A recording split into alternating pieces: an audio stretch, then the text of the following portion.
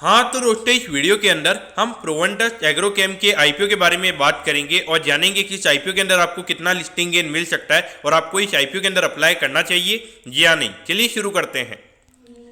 तो देखिए सबसे पहले हम ये जानेंगे कि ये कंपनी क्या काम करती है। तो देखिए 2015 में ये कंपनी स्टार्ट हो गई थी, यानी कि लगभग अगर आप देखोगे 6 से 7 साल ये कंपनी को स्टार्ट हुए हो चुके हैं। तो देखिए ये जो कंपनी है, ये कंपनी हमें एक हेल्थ फूड वाली ब्रांड में ये कंपनी नजर आती है। इसके अंदर अगर आप देखोगे जो ड्राई फ्रूट्स होते हैं, जो नट्स होते हैं और जो सीड्स और बेरीज होते हैं, तो वो ये कंपनी सेल करने का काम करती है।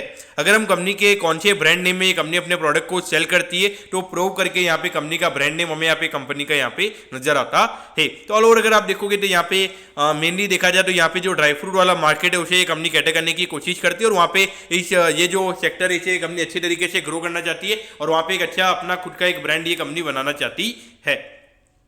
अगर हम कंपनी के प्रोडक्ट रेंज की अगर हम बात करेंगे तो देखिए आलमंड्स यहाँ पे हमें नजर आते हैं। उसके अलावा पिस्ताचियोज, कैश्यूज वगैरह यानी कि काजू वगैरह, फिर वॉलनट्स वगैरह और रेसिन्स वगैरह ये कंपनी के प्रोडक्ट पोर्टफोलियो में हमें यहाँ पे नजर आते हैं। और उसके अलावा जो सीड्स एंड बेरीज वगैरह होते हैं वो भी ये कंपनी अपने प्रोडक्ट में ये सेल करने का काम करती है। ये जो कंपनी के जो प्रोडक्ट है यहाँ पे दो कंपनी की सब्सिडरीज जो ये कंपनी काम करने का काम करती है। इसमें अगर आप देखोगे एक प्रो फूड प्राइवेट लिमिटेड करके कंपनी है और उसके अलावा एक प्रोवेंटस रिटेल प्राइवेट लिमिटेड करके यहाँ पे कंपनी की हमें नजर आती है। तो यहाँ पे दो कंपनी की सब्सिडरी हमें यहाँ पे कंपनी की नजर आती है। अब अगर हम ऑब्जेक्टिव की अगर हम बात करेंगे यानी कि जो आईपीओ से कंपनी को पैसा मिलने वाला है उसे कंपनी कैसे यूटिलाइज करने वाली है, तो देखिए जो वर्किंग कैपिटल की रिक्वायरमेंट है यानी कि जो डेली टू डेली कैश के रिक्वायरमेंट है उसके लिए कंपनी का आईपीओ हमें यहाँ पे आता हुआ नजर आ रहा है। उसके अलावा अगर आप देखोगे तो यहाँ पे इनकी जो सब्सिडरी जिसका नाम है प्रो फूड प्राइवेट लिमिटेड, तो वहाँ पे कंपनी को कुछ वर्किंग कैपिटल की रिक्वायरमेंट है, उसके लिए कंपनी का आईपीओ हमें यहाँ पे आता हुआ नजर आ रहा है। तो देखिए आपकी जब सब्सिडरी होती है तो वहाँ पे आपने उस पैसे को कैसे यूज किया तो वो थोड़ा बहुत बताना मेरे ख्याल से मुश्किल रहता है और वहाँ पे इतना ज्यादा लोगों को पता नहीं चलता है। तो सब्सिडरी के नाम पे अगर आप यहाँ पे अगर कंपनी पैसा मंगा रही है तो मेरे ख्याल से कहीं नहीं देखा जाए थोड़ा कुछ यहाँ पे हमें रेड अलर्ट यहाँ पे कंपनी के पॉइंट ऑफ व्यू से रहना चाहिए। अब अगर हम कंपनी के फाइनेंशियल से पहले अगर हम कंपनी के प्रमोटर्स की अगर हम बात करेंगे तो देखिए प्रोवेंटस एग्रोकॉम प्राइवेट लिमिटेड करके हमें यहाँ पे कंपनी के प्रमोटर्स नजर आते हैं। और उसके अलावा अगर आप देखोगे सॉरी ये तो कंपनी का नाम यहाँ पे लिखा हुआ है शालीन संजीव खन्ना जी और उसके अलावा दीपक कुमार अग्रवाल जी और दुर्गा प्रसाद जावत जी, ये तीनों में यहाँ पे कंपनी के प्रमोटर्स नजर आते हैं। तो देखिए अगर हम रेवेन्यू की अगर हम बात करेंगे तो 2020 में ये कंपनी का रेवेन्यू 900 करोड़ के लगभग था। फिर उसके बाद में कोविड वाले ईयर में ये 301 करोड़ पे आ गया था और उसके बाद अगर आप देखोगे तो ये नंबर हमें 404 करोड़ के लगभग आता हुआ नजर आया था। और अगर हम अभी देखेंगे तो 9 महीने में 319 करोड़ के लगभग का रेवेन्यू कंपनी ने किया है। तो इसके हिसाब से अगर आप देखोगे लगभग 400 साढ़े 400 करोड़ के लगभग का यहाँ पे रेवेन्यू का नंबर कंपनी का हो सकता है। लेकिन अगर आप देखोगे यहाँ पे कंपनी 21 करोड़ की लॉस में थी, फिर लगभग 1 करोड़ के लगभग प्रॉफिट कमाया था। पिछले साल भले कंपनी के रेवेन्यू के नंबर्स बढ़ गए थे लेकिन कोई प्रॉफिटेबिलिटी में हमें ग्रोथ देखने को नहीं मिली थी, बल्कि प्रॉफिटेबिलिटी हमें यहाँ पे और डिग्रो होती हुई नजर आई थी।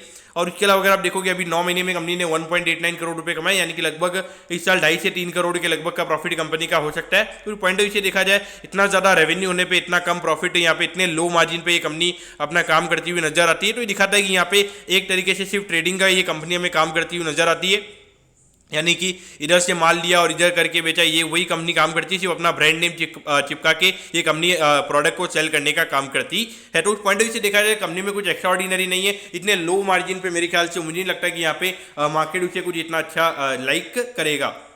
अब अगर हम आईपीओ के डिटेल्स के बारे में अगर हम बात करेंगे तो देखिए 24 मई को ये आईपीओ में ओपन होता हुआ नजर आएगा और 26 मई को ये आईपीओ में क्लोज होता हुआ नजर आएगा। तो ये जो डेट से इस पॉइंट ऑफ व्यू से अगर हम बात करेंगे तो यहाँ पे लगभग ये चौथा आईपीओ में ये ओपन होता हुआ नजर आ रहा है। अगर हम यहाँ पे कंपनी के प्राइस की अगर हम बात करेंगे तो 771 रुपीज पर यहाँ पे कंपनी दे रही है शेयर्स और उसके अलावा 160 शेयर्स का हमें यहाँ पे लॉट शेयर नजर आता है, यानी कि लगभग आई थिंक 1,40,000 से 50,000 के लगभग का यहाँ पे एक लॉट अप्लाई करने के लिए आपको यहाँ पे लगेंगे। अगर हम टोटल इशू साइज की बात करेंगे तो 69 करोड़ 54 लाख का हमें यहाँ पे इशू साइज नजर आता है। इसमें से 50% का हमें यहाँ पे रिटेल कोटा नजर आता है, यानी कि लगभग 35 करोड़ के लगभग का रिटेल कोटा हमें यहाँ पे कंपनी का नजर आता है। इसमें से लगभग जो 51 करोड़ 80 लाख रुपीज है वो यहाँ पे कंपनी के पास में जाने वाले हैं। और उसके अलावा अगर हम स्टेक सेल की अगर हम बात करेंगे तो कंपनी के प्रमोटर्स के पास में यहाँ पे 17 करोड़ के लगभग यहाँ पे जाने वाले हैं। तो देखिए जब अभी तक कंपनी ने 17 करोड़ रुपए भी नहीं कमाए और इतना ज्यादा यहाँ पे ऑफर फॉर सेल ये कंपनी लेकर आ रही है, तो कहीं ना कहीं देखा जाए मेरे ख्याल से ये दिक्कत मुझे यहाँ पे कंपनी के अंदर नजर आती है। तो देखिए एनएससी के एसएमई प्लेटफॉर्म पे ये कंपनी हमें लिस्ट होती हुई नजर आएगी। अब अगर हम टाइम टेबल के बारे में अगर हम बात करेंगे तो देखिए 31 मई को आपको पता चल जाएगा कि आपको अलॉटमेंट मिलेगा या नहीं। 1 जून को आपको रिफंड मिल जाएगा अगर अलॉटमेंट नहीं मिलता है, और 2 जून को आपके डीमैट अकाउंट में शेयर आ जाएंगे अगर आपको अलॉटमेंट मिलता है, और 5 जून को ये कंपनी हमें लिस्ट होती हुई नजर आएगी।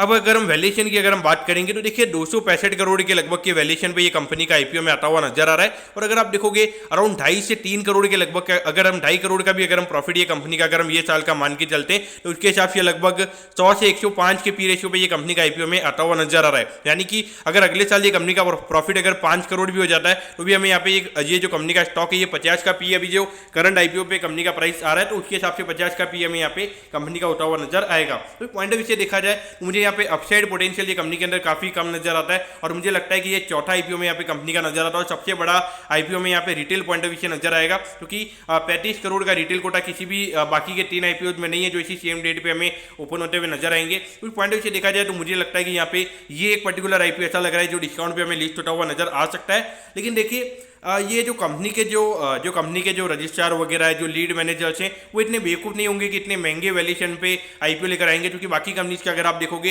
हार्डली 10-12 के पी रेशियो पे कंपनी का आईपीओ आ रहे हैं। तो मुझे लगता है कि इतना जो महंगा इन्होंने जो मार्केट गैप रखा है यानी कि 265 करोड़ का जो मार्केट गैप है उसके पीछे का रीजन मेरे ख्याल से ये होगा कि क्योंकि ये जो कंपनी है लगभग 300-350 करोड़ के लगभग का रेवेन्यू ये कंपनी कर रही है। तो वो जो प्राइस टू सेल्स के हिसाब से मेरे ख्याल से वैल्यूएशन निकाल के ये कंपनी का इतना वैल्यूएशन निकाल के आईपीओ ला रहे। लेकिन मेरे ख्याल से मार्केट में प्रॉफिटेबिलिटी पे ज़्यादा फोकस किया जाता है, उसके हिसाब से वैल्यूएशन निकाले जाते हैं। और प्रॉफिटेबिलिटी के हिसाब से देखा जाए तो मुझे नहीं लगता है कि यहाँ पे कोई अपसाइड पोटेंशियल है। मेरे ख्याल से डेफिनेटली ये आईपीओ को आपने अवॉइड करना चाहिए। और अगर बाई चांस अभी मार्केट में लिक्विडिटी काफ़ी ज़्यादा है, ऐसे में आईपीओ में काफ़ी ज़्यादा क्रेज हमें नजर आ रहा है, तो अगर बाई चांस यहाँ पे 3-4 गुना अगर रिटेल कोटा सब्सक्राइब हो जाता है तो आप जोश में आके अप्लाई मत कर दीजिएगा। क्योंकि यहाँ पर अगर आपको अलॉटमेंट मिल जाती है और अगर लिस्टिंग के दिन अगर कुछ गेम हो जाता है 10-15% से अगर ये नीचे खुल जाता है तो आपके सीधा 15 से 20 हज़ार रुपये का आपको वहाँ पे नुकसान हो सकता है। उस पॉइंट ऑफ व्यू से देखा जाए मेरे ख्याल से टोटली अवॉइड करना चाहिए। बाकी के 3 आईपीओ काफ़ी अच्छे नजर आ रहे तो वहाँ पर आपका फोकस होना चाहिए। तो दोस्तों मैं बताऊँ कि प्रोवेंटस एग्रोकॉम के आईपीओ के बारे में आपको सब कुछ समझ में आ गया होगा। अगर आपकी कोई भी क्वेरीज है आप कमेंट कीजिए, मैं जरूर आपके कमेंट पर रिप्लाई करूंगा। ओके दोस्तों, thank you, have a nice day.